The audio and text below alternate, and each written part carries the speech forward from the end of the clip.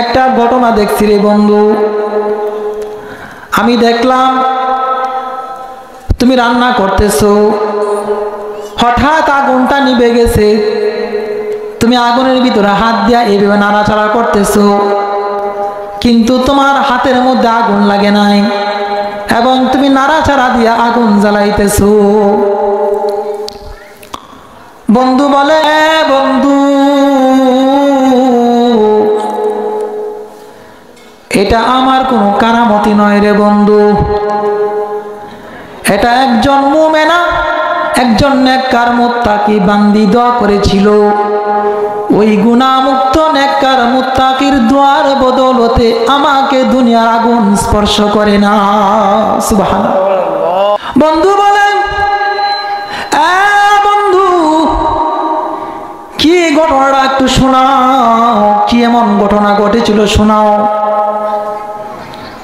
বন্ধু ঘটনা বলা শুরু করছে। ও বন্ধু,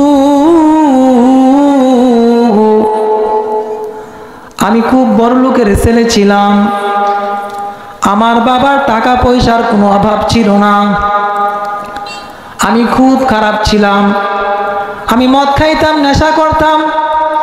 হঠাৎ করিয়া 2 তলার মধ্যে আমি মদ পান করতেছিলাম, হঠাৎ দেখি আমার বাড়ির সামনে একটা বাড়ির মধ্যে পর্দানশীল সুন্দর এক রমণীকে আমি দেখতে পেলাম। রমণীকে দেখার পরে আমি পাগল হয়ে গেলাম। যখন আমি পাগল হয়ে গেলাম তখন আমি মেয়েকের জন্য প্রস্তাব দিলাম, আমি মেয়েকে আই লাভ ইউ প্রস্তাব দিলাম, কিন্তু মেয়ে তো পর্দাশীল মেয়ে, আমার প্রস্তাবকে সে প্রত্যাখ্যান করেছে। অবশেষে আমার বাবাকে বললাম, বাবা যদি আমি এই মেয়েকে না পাই আমি আত্মহত্যা করব, আপনি যেভাবে হোক ওই মেয়ের সাথে আমার বিবাহের ব্যবস্থা করেন। যখন আমার বাবা ওই মহিলার বাবার কাছে বিবাহের প্রস্তাব নিয়ে গেল, তখন যেহেতু আমি মদ পান করি সকলেই আমার সম্পর্কে জানে, ওই মহিলার বাবা বলে, না না না, যেখানে একটা মদখোর সেখানে কখনোই আমার মেয়েকে সেখানে বিবাহ দিব না। দোস্ত, অবশেষে ওই দিনদার মহিলাকে একটা দিনদার ছেলের কাছে বিবাহ দেওয়া হলো। বিবাহ দেওয়ার পরে 3টা ছেলে সন্তান হলো, কিন্তু দুঃখের বিষয় দোস্তুরে ওই দিনদার স্বামীটা মরে গেল। এলাকার মধ্যে খুব দুর্ভিক্ষ দেখা দিল, এলাকার মানুষের মধ্যে খুব দুর্ভিক্ষ দেখা দিল। কিন্তু ওই সময়ও আমার ঘরের মধ্যে অনেক টাকা পয়সা ছিল, আমাদের অনেক ধন সম্পদ ছিল। দোস্তুরে আমার আব্বা আমাকে একদিন এক এলাকার মধ্যে ত্রাণ বিতরণের জন্য পাঠাইলেন।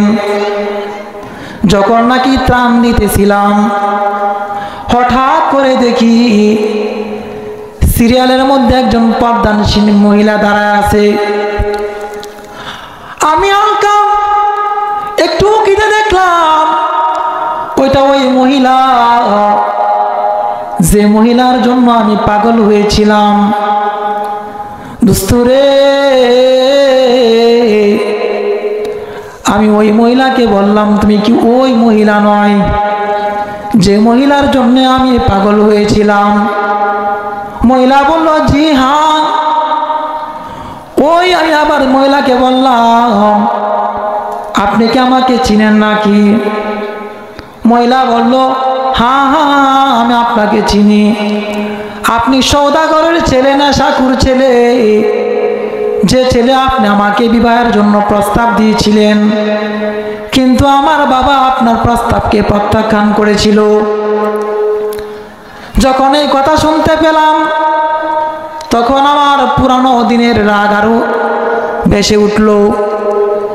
তখন আমি বললাম, হে মহিলা, সবাইকে ত্রাণ দিব কিন্তু তোমাকে ত্রাণ দিব না।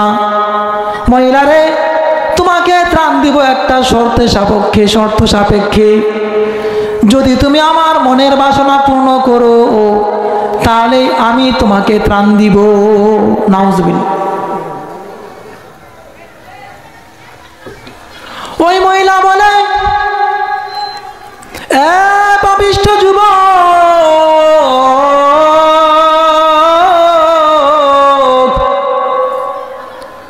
তুমি কেমন করে ভাবলা আমি অভাবে পড়ে গুনাহের মাধ্যমে রিজিক তালাশ করব? হে যুবক, তুমি কি জানো না যুবক, মোমেন কখনো বিপদে পড়ে গুনাহের মাধ্যমে রিজিক তালাশ করতে পারে না। সুবহানাল্লাহ। এ যুবক,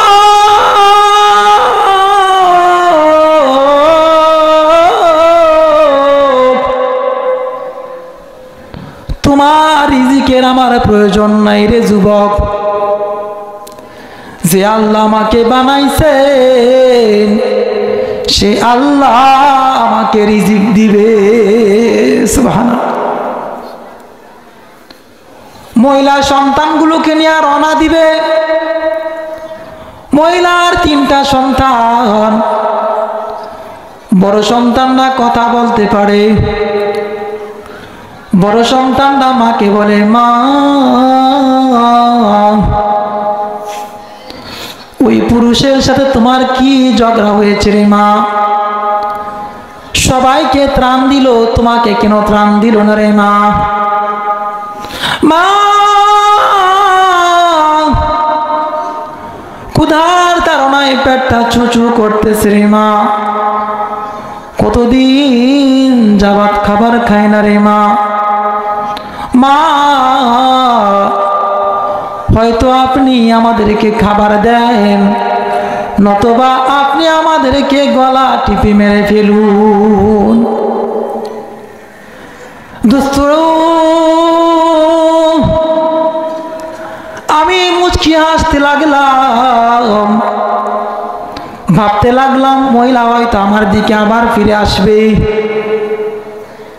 যে কথা সেই কাজ। দোস্তরে, দেখলাম মহিলাটা আমার দিকে আসতেছে।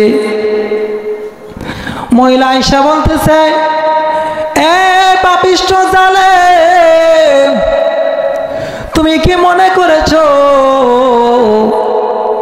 সন্তানের কথা আমি তোমার কাছে ত্রাণ চাইব নাকি?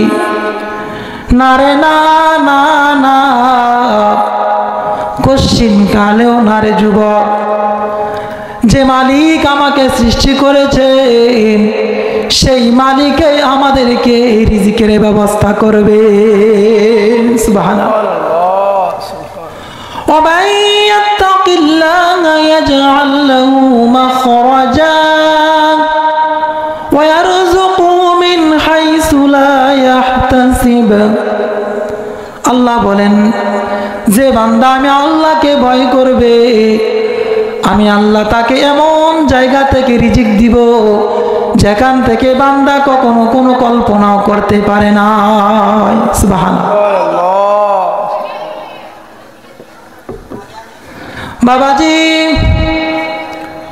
ওই মহিলা সন্তানগুলোকে বুকে জড়াইয়া বাড়ির দিকে রওনা দেয়। সন্তানগুলাকে বলে, ও সন্তান, তোরা চিন্তা করিস না রে সন্তান, তোদের মালিক আসমানের মালিক আল্লাহ তোদের জন্য রিজিক তোদের বাড়িতে পাঠিয়ে দিয়েছে। সুবহানাল্লাহ। দোস্ত, আমি মনে মনে ভাবতে লাগলাম, যদি আমি তাকে রিজিক ত্রাণ না দেই তাহলে অবশ্যই অবশ্যই যে আসমানের মালিক মানুষকে রিজিক দেয় সে আসমানের মালিক বুঝি এমন মুমিনা মহিলাকে রিজিক দিবে না? অসম্ভব রে দোস্ত। আমি চিন্তা করতে লাগলাম, যদি আমি রিজিক না দেই আর যদি আল্লাহর পক্ষ থেকে তাকে রিজিক দেওয়া হয়, তাহলে অবশ্যই অবশ্যই আল্লাহর পক্ষ থেকে গজব এসে আমাকে ধ্বংস করে দিবে রে বন্ধু। তখন আমি ওই মহিলা বাড়ির দিকে যাওয়ার আগে আমি অন্য রাস্তা দিয়া আটার ময়দার বস্তা নিয়া আমি মহিলার বাড়ির দিকে রওনা দিলাম। যখন সন্ধ্যা হয়ে গেল, আটার বস্তা আমি দরজার মধ্যে রেখে আসলাম। ওইদিকে মহিলা তার সন্তানদেরকে নিয়ে ঘরের মধ্যে ঢুকবে। ঘরের মধ্যে ঢুকা দেখে কে জানি দরজার মধ্যে ময়দার বস্তা রেখে দিছে। সুবহানাল্লাহ। মহিলা ডাকতে বলে, এ আমার সন্তানেরা রে, দেখ দেখ, যে জালিম আমাদেরকে রিজিক দেয় না, আসমানের মালিক আল্লাহ তোদের জন্য ঘরের মধ্যে রিজিক পাঠায়া দিছে। সুবহানাল্লাহ। দোস্ত, ওই মহিলা যখন নাকি রুটি বানাইয়া বাচ্চাগুলোকে খাওয়াইলো, খাওয়ানোর পরে ওই মহিলা দুইটা হাত উঠাইছে আসমানের দিকে। আসমানের দিকে দুইটা হাত উঠাইয়া দোয়া করতেছে আর বলতেছে, আসমানের মালিক,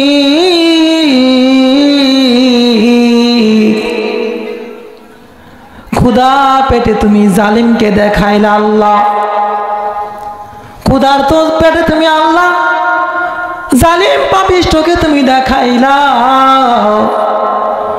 ভরা পেটে তুমি সিদ্দিকের চেহারা দেখাইলা না। আসমানের মালিক আল্লাহ ক্ষুধার জ্বালায় তুমি গুনাহগার বান্দাকে দেখাইলা, ভরা পেটে যে বান্দা আমাদের জন্য গোপনে রিজিক নিয়ে আসছে তুমি তাকে একবার দেখাইলা না আল্লাহ। ও মালিক, তোমার কাছে দোয়া করতেছি আল্লাহ, যে বান্দা আমাদের জন্য রিজিকের ব্যবস্থা করেছে আল্লাহ, তুমি তার জন্য জাহান্নামের আগুনকে হারাম করে দিও। সুবহানাল্লাহ। দোস্ত,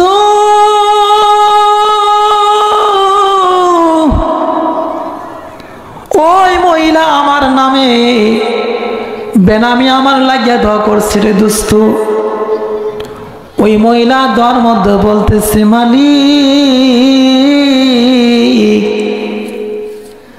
যে বান্দা আমাদেরকে রিজিক খাওয়াইছে আল্লাহ, তুমি শুধু তার জন্য জাহান্নামের আগুনকে হারাম করিও না। যদি কোনো সময় দুনিয়ার আগুন তার শরীরের মধ্যে লেগে যায় আল্লাহ, তুমি তার জন্য দুনিয়ার আগুনকেও শরীরের উপরে হারাম করিয়া দিও। সুবহানাল্লাহ।